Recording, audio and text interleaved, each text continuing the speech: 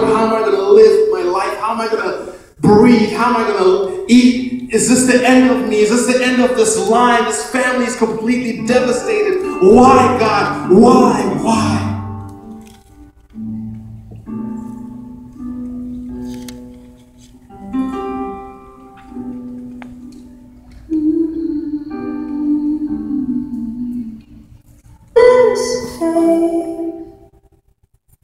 It will not be unfruitful. If you trust me, then be still. Amen. For I am your heavenly Father.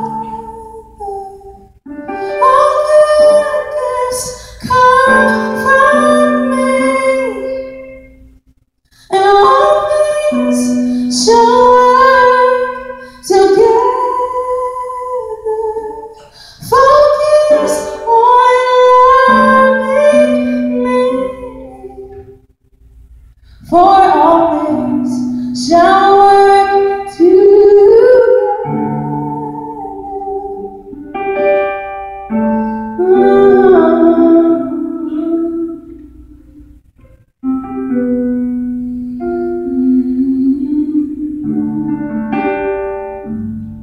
My grace is sufficient,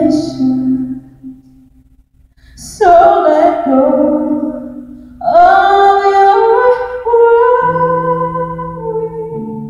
If you trust me, then be still, for I am your heavenly Father. All good gifts come from me,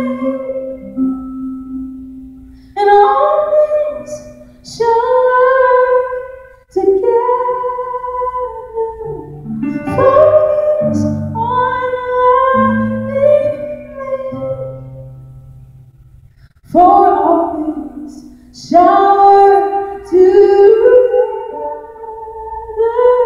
For all things shall work together.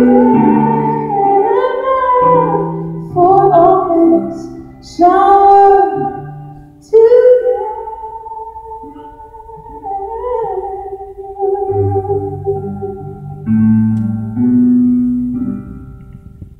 Elimelech would not return. God tried to get their attention over and over again. The book of Ruth is centered around one word. One of the major themes that we're going to be unpacking over the next few weeks is the word return.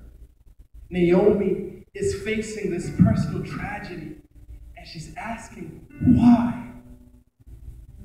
But something whispers in her mind. She hears the good news that God has visited his people once again, and she makes a return. Her husband made a decision to remain in Moab.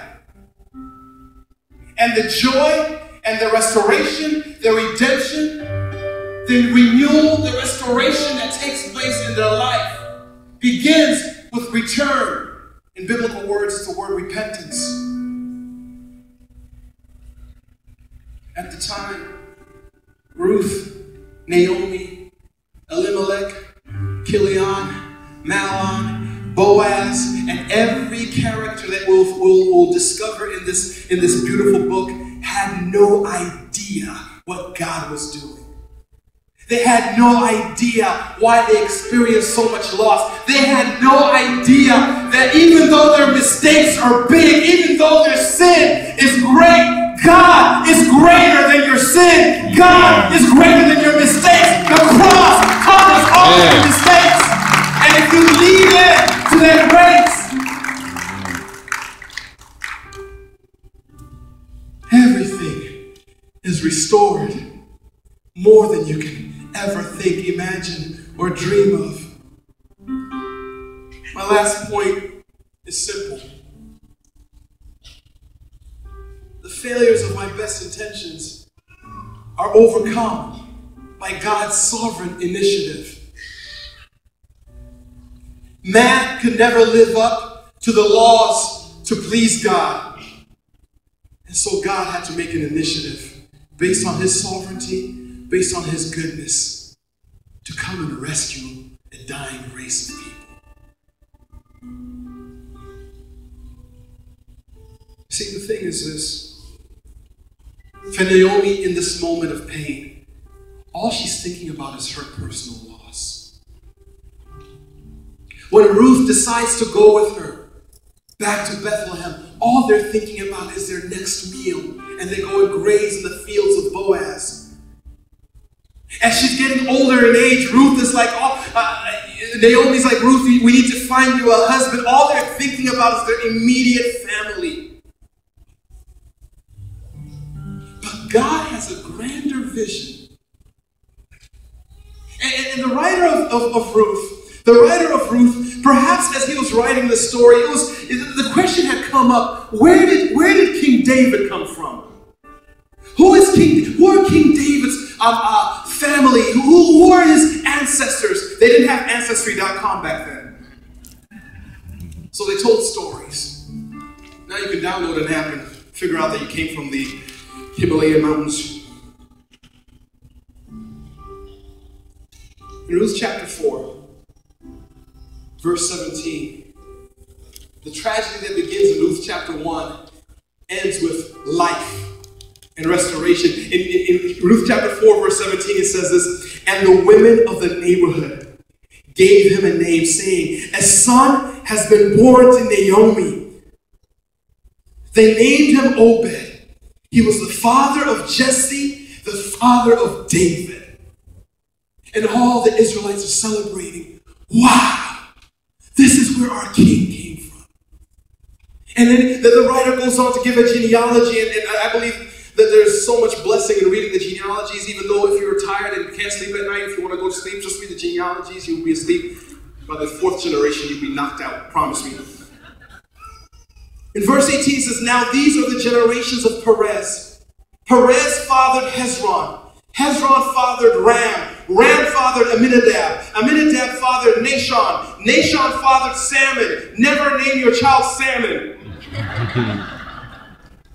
Salmon fathered Boaz. Boaz fathered Obed. Obed fathered Jesse. And Jesse fathered David. Amen. And the people at that time are like, wow, this is where David comes from. And we know him 3,000 years later. We look at this and say, wow, the author of Ruth had no idea that this wasn't about David. It wasn't about Naomi and Obed and Perez and Nashon and Salmon. It wasn't about them. But God was writing a story through their mistakes, through their failures, to send Jesus. Amen. Down this line. Your failures, your mistakes are not bigger than God's mission. Amen. This is a story of a family that had completely messed it up. Had been completely tested. But God was in the background writing a different story. Yeah, you made some mistakes. My grace is sufficient. Amen. Yes, you've made some missed calls. All things are working for your good. You have a choice to make. Are you going to remain, or are you going to return to your God? Amen. Are you going to remain, or are you going to return to your God? I'll end with 3 questions that I think that every one of us need to ask ourselves. Number 1, are you submitting to God as your king? Or do you do things according to how you see it in your own eyes? Are you living a life submitted to God as your king? Or do you live in your best intentions? When things go wrong, when things get hard, do you run to God or do you rush to your own plan?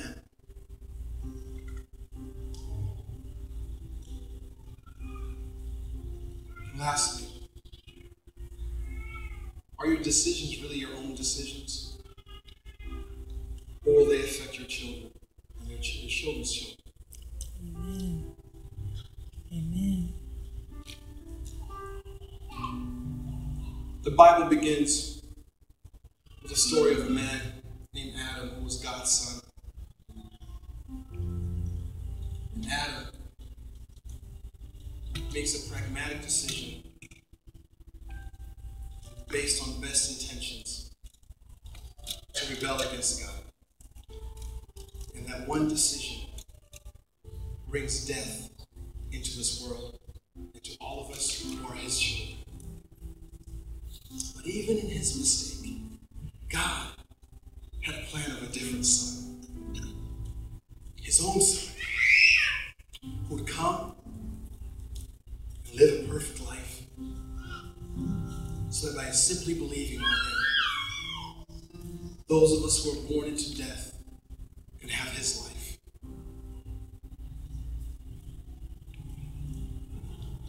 God's brought you here. And the question he's asking you, if you've never made a decision for him, is, are you going to remain in Moab? Or are you going to return to the God of your fathers?